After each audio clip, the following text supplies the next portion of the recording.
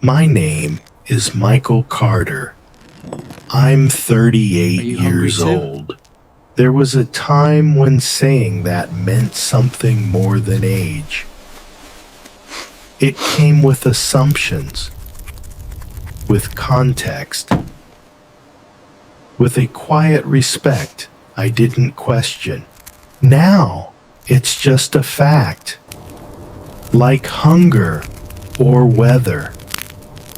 Something that exists whether anyone notices it or not. I didn't grow up broken. I didn't plan to end up like this. I didn't wake up one day and decide to disappear. That's the part people rarely believe. In this country, we like stories that feel clean. We like to think that if a man ends up with nothing, he must have made every wrong turn possible. It comforts us. It keeps distance intact. But my life didn't fall apart because I was reckless.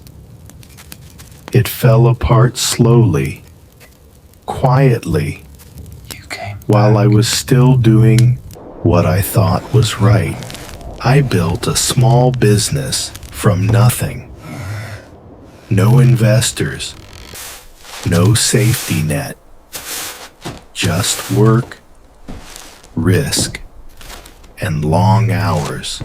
For years, I was dependable. I showed up. I handled problems. I answered my phone. When I walked into a room, people paid attention. When I spoke, people listened, not because I was special, because I was useful. I didn't understand the difference back then.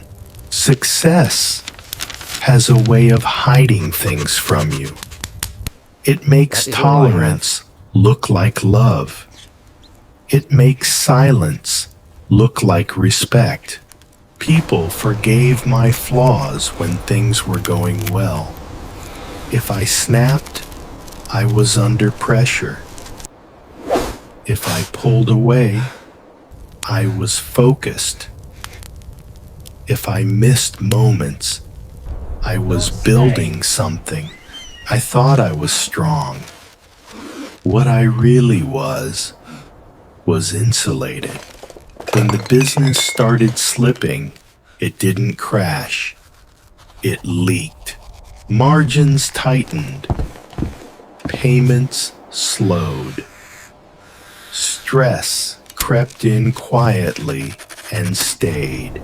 I kept telling myself it was temporary. I kept telling my wife the same thing. I'll fix it, I said. I always do. Belief works until numbers stop responding to it.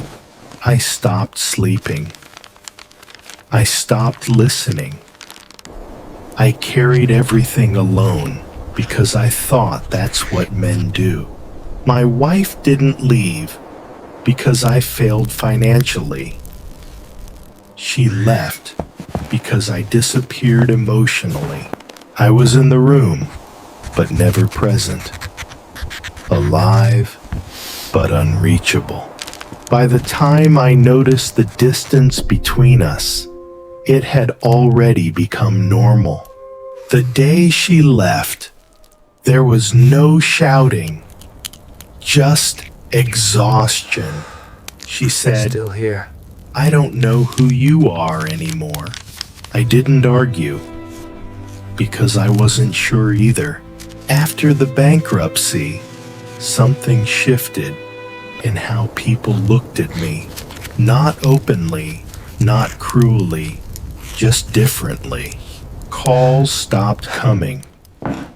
Conversations shortened.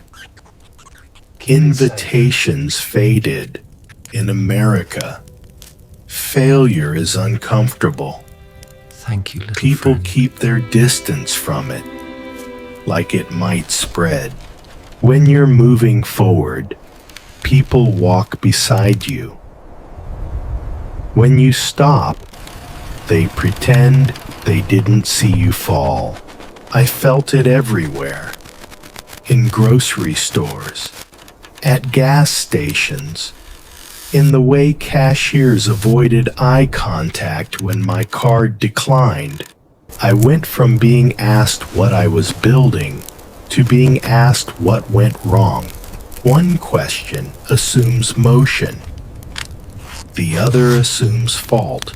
I stopped calling my parents, not because they wouldn't help, but because I couldn't stand being seen like this.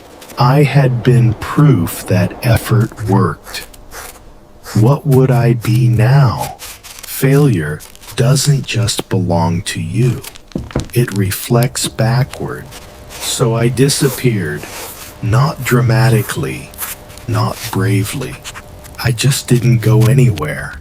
10 days ago, I ended up in an abandoned storage building near the edge of town. I told myself it was temporary.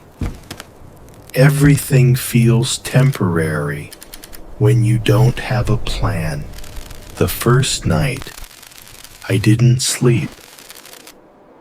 The second night, I stopped caring. That's when the mouse appeared, small, gray, alert. It didn't run. It paused.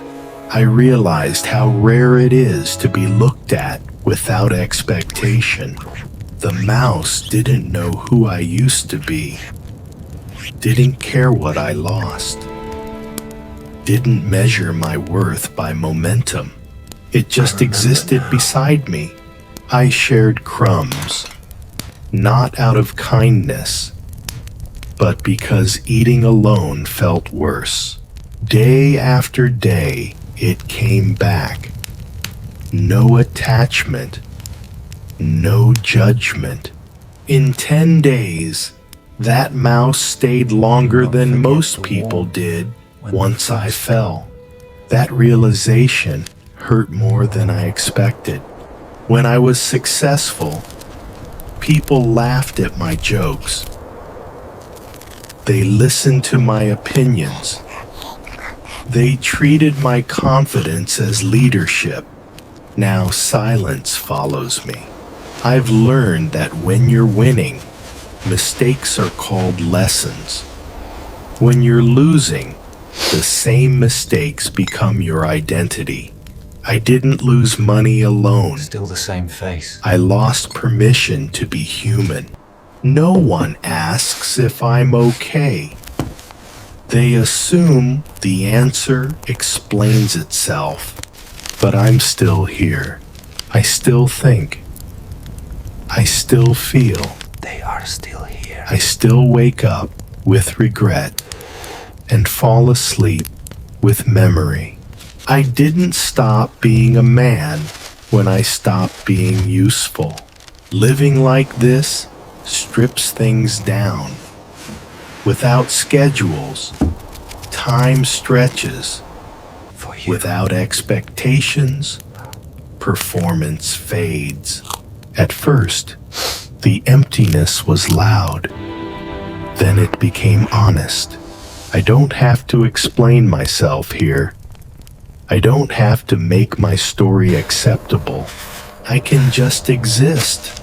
I've started noticing small things again. Light through cracks in the wall. Stay warm. The rhythm of hunger. The distant sound of traffic moving on without me. My old life was full of noise. Meetings. Deadlines. Urgency that pretended to matter. Not much Here, left. urgency is simple. Eat. Stay warm. Rest. For the first time in years, my thoughts aren't racing toward some future version of myself. They stay. I think about who I was before success distracted me, before expectations hardened me. I wasn't weaker back then. I was more present. Failure didn't enlighten me. It stripped away illusion. This isn't redemption. It still hurts. I still feel invisible, but I'm not lying to myself anymore. If I rebuild, it will be slower, You again. quieter, without the belief that people will stay just because things are good. If I don't rebuild, I hope this still stands as something true. A man is not his worst year. He is not his balance sheet. He is not the version people remember when he was useful. I'm 38 years old, still breathing, still thinking. 10 days with a mouse taught me that Almost worth time. doesn't vanish when the world stops paying attention. It just gets quieter. And sometimes, quiet is the only place honesty can survive.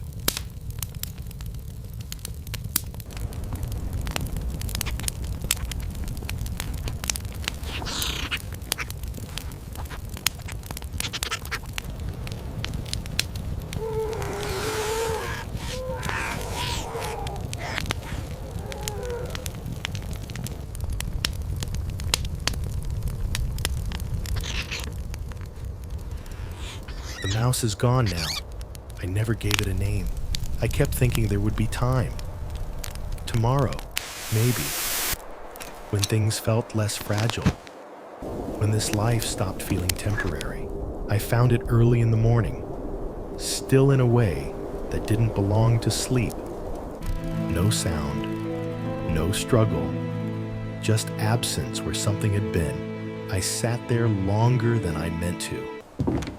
Not because it was a mouse, but because time for to a leave. while it had been proof that I wasn't completely alone.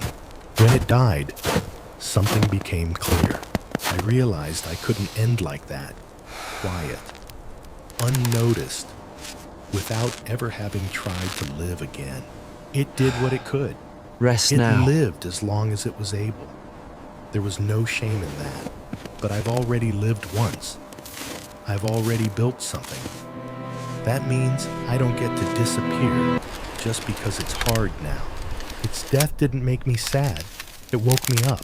So I thanked it, silently, for staying, for asking nothing, for reminding me that being alive is already a decision. I'm still here. I've failed before. I've survived it. I know my answer. The only question left is, what about you?